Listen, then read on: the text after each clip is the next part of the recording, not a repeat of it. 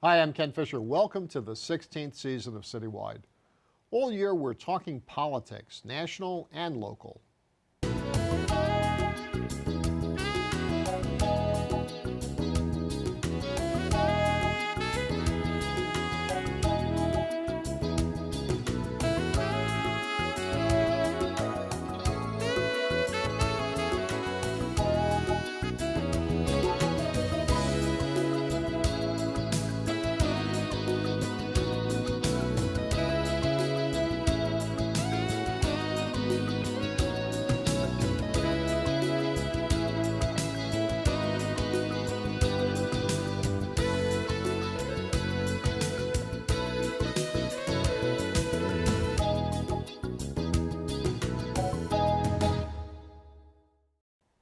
Our guest on this edition of CityWide is Andrew Rasiej, the founder of Personal Democracy Media and chairman of New York Tech Meetup.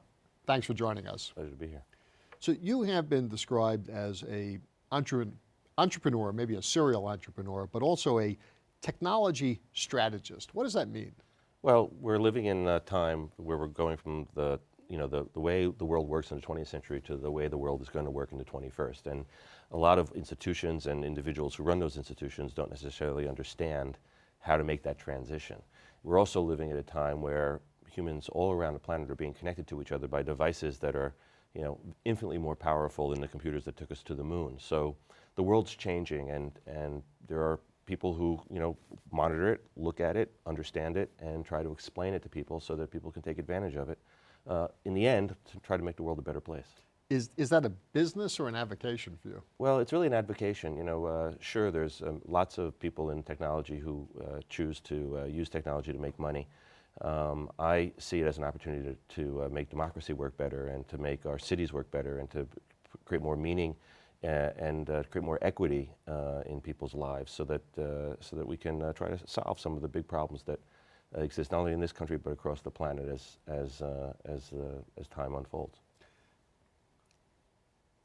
Social media, email connects people, but it's a megaphone for everybody. Everybody's voice can be heard, but not all voices have equal substance in what they have to say. Is it really changing the nature of democracy, or is it just more people standing on a street corner yelling? Well, the mayor just recently was quoted in Singapore saying that bemoaning social media because basically stating that we're having a referendum every single day on every single issue. And I sympathize with the mayor, because the technology does seem sometimes to hijack careful thought and planning for what needs to be done, what needs to be decided on, where we need to put our money to make our city or our country work. But at a time when only 55% of our population votes in the presidential election, and in off years less than 40% of our population votes, we shouldn't be bemoaning a technology that allows people to participate in civic life. We should be celebrating it. And it's true that it sometimes gets a little bit vociferous and difficult to understand. But have you been at a community board meeting recently? They're also vociferous, and there are also people who say crazy things and sometimes don't deserve the floor. But making the sausage of democracy is messy. But we should be giving as many citizens as possible an opportunity to participate in the process. And social media provides an opportunity for that, even though it's still new and hasn't yet fully reached the people haven't learned the skills necessary for how to best use it. But is it dumbing down discourse? In other words, short posts, high emotional content, instant reaction without really deliberation. Is it helping democracy, or is it just more participation? In certain cases, it is making things more difficult. We already live in a polarized political environment. The right and the left never seem to agree. Talking heads on television yelling at each other. We're not doing a lot of listening. And the technology also creates something that Eli Pariser calls a filter bubble, where we just read the things we want to read, or sent the links that our friends send us, and we're not really listening to the other side. Those are big problems. But in the same way that our parents told us, don't believe everything you read, we need to re-educate ourselves about how to understand social media and technology and the information overload that we have and learn how to cull what's valuable and what's not. You know, the technology is brand new, Ken, so it's too early to judge it just on the basis of the fact that some people abuse it when there are lots of examples when people use it well too. Well, give us an example where social media can influence public policy for the better. Well, most recently we saw this incredible battle where the Susan Komen Foundation cut off funding to Planned Parenthood because they didn't agree with some of the political framing of Planned Parenthood on a national level. And instead of the usual, congressional hearings asking questions or donors writing letters to each other or calling each other, an eruption occurred on social media where the public basically called out Susan Komen for politicizing the fundraising around breast cancer, about raising money for breast cancer, and forced Susan B. Komen to capitulate and actually reverse course. And the number of people to leave the organization. Sure. I mean, that's one example. Another more recent example is the battle over the legislation in Congress to stop online piracy, which was commonly known as SOPA-PIPA, and was known as the copyright industry basically going to Congress and trying to get Congress to pass laws that would give an unprecedented amount of leeway to law enforcement and judicial processes to clamp down on widespread piracy, which is clearly a problem. But the law was so overreaching that it also threatened the potential of investment in new technologies, in economic development, and ultimately in freedom of speech. And so an online community organized itself very, very quickly. 7 million signatures were posted on Google's petition in a matter of a week. And here in New York, within 3 days, the New York Tech Meetup organized 2,000 people to show up in front of Senator Gillibrand's and Schumer's offices protesting their support of the bill. And this is for an issue that I would dare say most people in the public had no idea that it even was an issue, let alone what it was about. Exactly. And as soon as that happened, the Congress pulled the bill. And the copyright industry has since been licking its wounds trying to figure out what to do next. This wasn't a battle between technologists who wanted to be able to pirate copyright. This was a battle of principle around understanding how the internet works and what it offers people. And there's going to be example after example of entrenched incumbent interests that are going to use their influence, mostly through money in Congress, to try to put the genie back in the bottle. And there is a clear emerging public that understands that the technology is creating an entirely new opportunity for independent workers, for better health care, for better education, and are going to fight back against any attempt to throttle down the potential of the internet to provide those things. Is it content providers versus platform providers? It's 20th century thinkers versus 21st century thinkers. And there are all kinds of examples where, either in the gambling industry or in child pornography, where law enforcement and technology companies have gotten together to get rid of the bad actors. And in this particular case with copyright, the technology industry has offered the copyright industry to let's go after the rampant piracy sites that are offshore and let's figure out how to clamp them down. But on the other hand, we want our next generation of Justin Biebers or Lady Gagas to also be able to use the internet to build their careers. And we want to be able to create an economy that allows people to start businesses using the technology and connecting them to a global market. So as I said before, we really have to start thinking about these things in holistic terms rather than just looking at these individual fights, where occasionally social media adds more negativity than positive energy. It's sometimes hard for me to separate out what's the technology and what's the trend of history anyway. So the Arab Spring, often referred to as the Facebook revolution in Tunisia and in Egypt, because of the young people organizing it and bringing disparate dissidents together. But Moses organized the slave rebellion in Egypt without a Twitter account. So was social media really critical to it, or was it just convenient? Sure, it was very critical because yes, people were organizing protests long before there was social media, at least technological social media. There was always social media. People, had social networks, through their friends and family and their related, organizations for centuries. But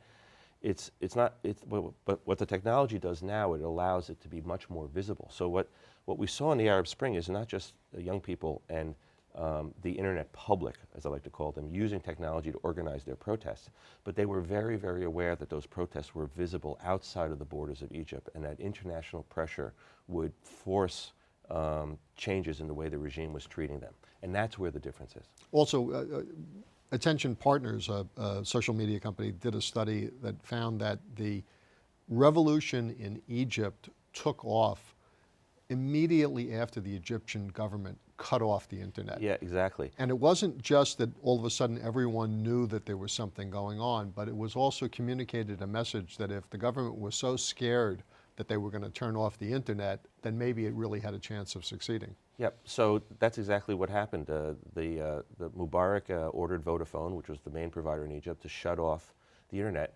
And what it caused was actually tens of thousands more people in the streets, not because they were also joining the protest, but because they were trying to find out what was going on. They were monitoring the protests online, but if the internet had been shut down, the only way they could find out what was going on was putting people on the street, so it actually backfired.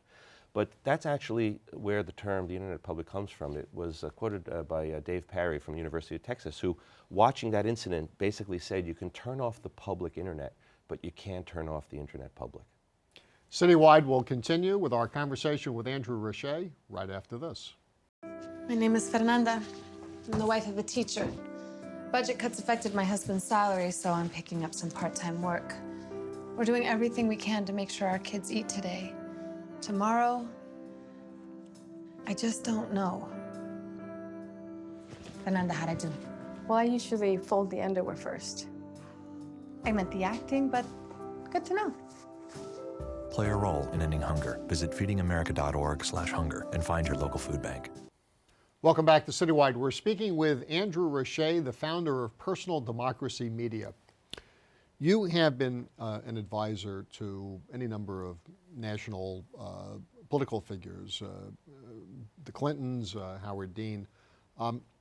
So the internet is changing politics, but I would say also that in the last several presidential elections, politics has changed, or at least channeled, the internet and people's relationships. So 2000 campaign, Al Gore and his staff all carried a new device called the BlackBerry that really wasn't very well known before then. 2004, the Dean campaign used email and blogs, sort of early social media, to help organize in the face of better funded candidates. Then we have the Obama campaign took that to the next level with self-organizing, fundraising. Subsequent to that, I think a lot of candidates have started to use video on the internet because YouTube has become part of everybody's daily life. What breakthroughs, if any, do you see, or what advancements, if any, do you see coming out of the 2012 presidential election? In other words, is there going to be a new technological suite of tools that politicians will use to influence this election? The answer to that question is yes, and the term I want to leave you with is big data. The Obama campaign and now the Republican National Committee are building a massive online database that is not only tracking our emails and our Twitters and our Facebook posts and our YouTube views, but also putting that information together with what we shop for and other publicly available data that they're culling in the same way that every major corporation in the world is doing, and is building a very detailed game plan for how to get out the vote in the 2012 election. If the 2008 campaign was about social media, 2012 is about big data, and the candidate that uses that data the best has the best chance of winning the election in 2012. Should we be concerned about the amount of information that's being collected about each of us? Absolutely. We should all be concerned about it. I mean, let me ask you, Ken, when was the last time you read a terms of service all the way through when you clicked on an app or a website? I think it was 1986. Exactly. We should all be asking ourselves, what do we give up every time we sign up one of these website terms of service? Our tweets, for example, we can't get our old tweets back. They're not ours. They're Twitter's. The Obama campaign may be collecting lots and lots of information about my interactions with them, whether I visit the website every day or whether I send them $3 every week. That information really belongs to me. It shouldn't belong to the Obama campaign. Are there any politicians who are looking to regulate that, to shift the balance back to the? Sure. There's currently a number of proposals around privacy legislation that are making their way through Congress. The battle between data and privacy is a death match. We want data because it promises us the better experience. The better experience. The sale for the shoes that you're looking for as you're walking past the store, or a notification that your favorite restaurant is offering you a deal, or the airline tickets are less expensive. But we don't really ask ourselves, what do we give up in terms of privacy? Do Democrats do it better than Republicans, or is it just that they were sooner to the game? Well, actually, the Democrats did it better in 2004 and 2008 to a large degree because the rank and file Democrats started using the tools better and faster than the DNC was able to, or the DCCC or the DSCC, the committees of the Democrats, were able to use the technology. So they kind of dragged the party into the future. But in this election, you're going to see basically an equal battle between the Republicans and the Democrats in the use of technology, with Obama getting a slight advantage for having a longer lead time around the big data, but the Republicans having an advantage by having raised more money in opposition to Obama. So we're going to see a battle royale, technologically enhanced. But here's the reason why it really matters, is that a political opinion is usually formed by people talking to each other in the most common places, around a dining room table, over a water cooler in the office, at a VFW hall, or at a market somewhere, and people share their opinions and their fears, and eventually consensus is formed and people go to the polls. Well, that's happening now with technology overnight. In effect, those conversations are on steroids. So, right. So my dad who's 85, is emailing his friends Barack Obama YouTube videos. It would have taken him a year and a half to reach the same 50 friends. Well, it's a 24-minute news cycle, not a 24-hour or a 24-second news cycle. But one of the things I've noticed, at least in terms of how it affects New York City politics, is what I'd call the nationalization of politics. More people who watch CNN or Fox than watch New York One, but far more people who are reading the Huffington Post than the New York Post. And so at a certain level, you have sort of celebrity politicians who are able to capture a national base, but you don't see a lot of it percolating down at the local level. Well, the problem is that the technology still is difficult for a lot of politicians to understand. Even for me, I'm 53. I still struggle with making sure that my tweets go out perfectly, or exactly how to use Facebook. Some of it's generational, but the politicians who have managed to do this on a national basis have been able to leverage traditional media and use traditional media to remind viewers what their Twitter handle is, or to follow them on Facebook. So do you think the Anthony Weiner experience of letting his tweets get out of control is going to scare politicians off? No, I mean, sure, certain ones, but other politicians are actually embracing this technology and are starting to use this technology to get themselves elected. Jim Chaffetz, a Republican from Texas, used Facebook very effectively to get himself elected. Alex Tope from South Orange, New Jersey, got himself elected mayor using social media. What we're going to start seeing is that more and more politicians are going to realize that networks are more powerful than money, and they're going to start using the technology not only to get themselves elected, but to start to govern, and that's where the opportunity lies. So does Mike Bloomberg get it? If there's any politician in the country who should be in sync with this, it's somebody who made his billions through a technology company. Mike Bloomberg's been doing a great job championing technology for New York, particularly in the last several years as the New York tech boom has started to erupt. But Mike actually built a closed network, not open to the internet, where he charged people lots of money to access financial information, which built the Bloomberg empire.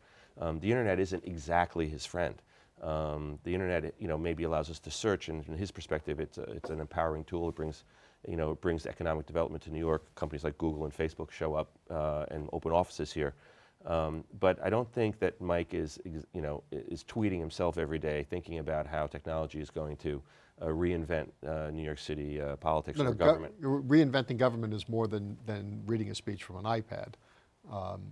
Is New York a good environment for tech companies? It is now. When the internet first arrived on our radar screens, when you and I started signing up to email and we started surfing the web, a lot of the people in traditional New York City industries, whether they be in finance or in content creation, the book publishing industry, the advertising industry, the newspaper industry, really couldn't take advantage of technology. We didn't have broadband the way we have it now. We didn't have iPads and Android and iPhones, and we certainly didn't have social media. And coding was expensive. But now we have a lot of those tools. We have more broadband. So in a city where we already have a great deal of human capital, high quality human capital, there's actually a marriage happening between technology and those individuals. So we're seeing a renaissance in New York in the same way that hardware married software in Silicon Valley and created the legend of Silicon Valley. We're seeing a marriage between content and human capital and technology in New York. So Bloomberg will be leaving office unless he changes his mind again. He'll be leaving office at the end of 2013. Mm-hmm. There are half a dozen candidates out there who are positioning themselves. Not clear who the Republican candidate will be, but among the Democrats, you've got Quinn and Thompson and de Blasio, Stringer, maybe John Liu, possibly others. Which of them gets it? Well, they're all trying. Unfortunately, none of them really get it. They have obviously Twitter accounts and Facebook accounts and are using online to raise money. But unfortunately, New York City is going to probably elect a mayor from a very small percentage of its population that's going to vote in a Democratic primary. You may have a Republican candidate, but there isn't going to be a Republican candidate that's going to spend $73 million the way Mike Bloomberg did in 2001. And there isn't going to be a 90% approval mayor like Rudy Giuliani was to endorse a Republican candidate the way Giuliani endorsed Bloomberg. So it's very likely that whoever wins the Democratic primary is going to be mayor in a city where 85% of the population is Democratic. The question is whether or not, with only 500,000, 600,000 people voting in the primary, whether a new candidate might emerge who uses technology in a new way to bring a whole new group of people to the polls, different than what the Democratic Party is used to by tapping into the unions or to the Democratic clubs that make up the Democratic base in New York. So it's still early, and I'm hopeful that the candidates that are currently running will start to articulate a message about how to bring New York into the 21st century. So you chair the New York Tech Meetup, which is a network, an organization. It's not a political organization, but it's sort of a trade organization. An affinity community. What with your 18,000 members, most of 22 whom, now. 22,000, most of whom are probably better educated than the average voter, more affluent than the average voter, and certainly more connected than the average voter. What would those 22,000 people like to hear from a candidate for mayor? First of all, they want to hear a candidate who makes making New York City the most wired city in the world a priority. That's number one. And what does that mean? That means that our kids in public schools shouldn't be paying $70 or $80 a month to access the world's education resources, that we need to figure out how to lift all boats by giving technological tools and access to all New Yorkers. It's a candidate that understands that government data, except for that related to security or privacy, belongs to the people of the city of New York, and that citizens with that data can make their city work better, can build applications that make the city more functional, more transparent, more efficient.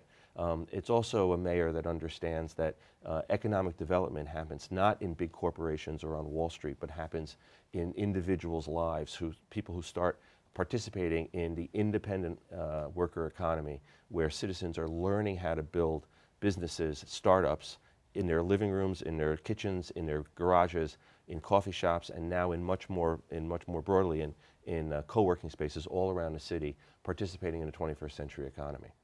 My thanks to technology strategist Andrew Rasiej, the founder of Personal Democracy Media. I'm Ken Fisher. Thanks for joining us on this edition of CityWide.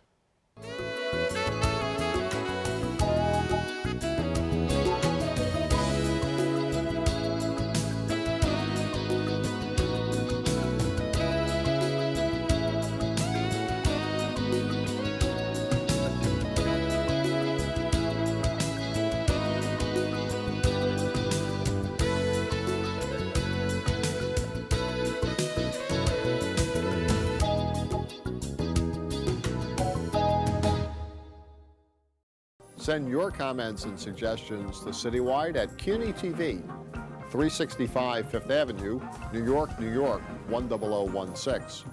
Or contact us at www.cuny.tv.